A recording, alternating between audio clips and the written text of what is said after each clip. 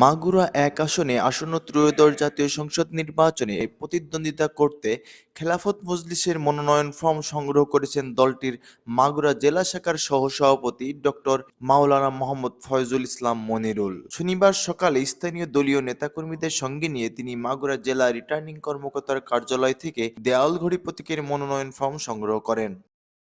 আমি মোহাম্মদ ফয়জুল ইসলাম, খেলাফত মজলিস মাগুরা জেলা শাখার সহসভাপতি। আমি মাগুরা এক আসন থেকে খেলাফত মজলিসের পক্ষ থেকে মনোনয়নপত্র উত্তোলন করেছি। আমরা চাঁদাবাজ, ধান্দাবাজ, মামলাবাজ, দুর্নীতিবাজ এবং অসভ্য কর্মকাণ্ডে যারা লিপ্ত এই সকলকে মূলোৎপাটন করে এখানে আমরা কল্যাণমূলক একটি রাষ্ট্র প্রতিষ্ঠা করার লক্ষ্যে আমরা নির্বাচনে অবতীর্ণ হচ্ছি। আমি মাগুরা এক থেকে মনোনয়নপত্র উত্তোলন করেছি।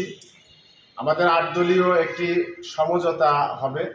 এই সমঝোতায় যদি আমরা প্রার্থী হই তাহলে আমরা এখানে নির্বাচন করব এবং আমরা মাঠ পর্যায়ে যে পরিমাণ ক্যাম্পেইন করেছি তাতে আমরা তুমুলভাবে আশাবাদী যে মাগুরা এক থেকে আমরা ইনশাআল্লাহ তাআলা খেলাফত মজলিসের ব্যানারে 8 দলীয় আসন সমঝোতার ভিত্তিতে আমরা জয়যুক্ত হব ইনশাআল্লাহ। নির্বাচিত হলে আপনারা মাগুরা গণমানুষের জন্য আমাদের অঙ্গীকার হলো শান্তিপূর্ণ একটি সমাজ প্রতিষ্ঠা করা এবং উন্নয়নের পূর্ণ অঙ্গীকার, যেখানে উন্নয়ন মাগুরা কাঙ্ক্ষিত উন্নয়ন এখনো হয়নি। সারা বাংলাদেশের জেলাসমূহের মধ্যে এটা হতদরিদ্রের একটি জেলার তালিকায় 1 বা 2 নম্বরে রয়েছে। আমরা এখানে উন্নয়ন করব এবং মাগুরাকে বাংলাদেশের উন্নত জেলাসমূহের মধ্যে অন্তর্ভুক্ত করার আমরা প্রতিশ্রুতি করব। আমাদের প্রতীক দেওয়ালঘড়ি।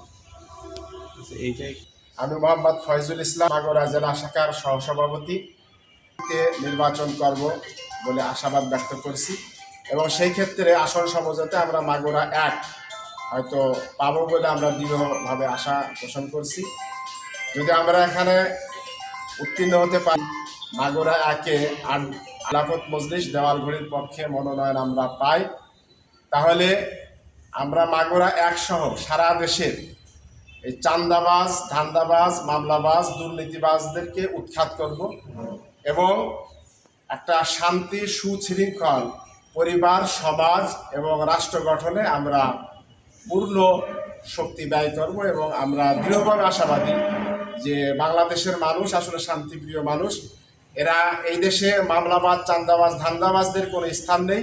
আমরা একটি শান্তিপূর্ণ সমাজ এবং শান্তিপূর্ণ দেশ বিনির্মাণে আমরা সক্ষম হব ইনশাআল্লাহ।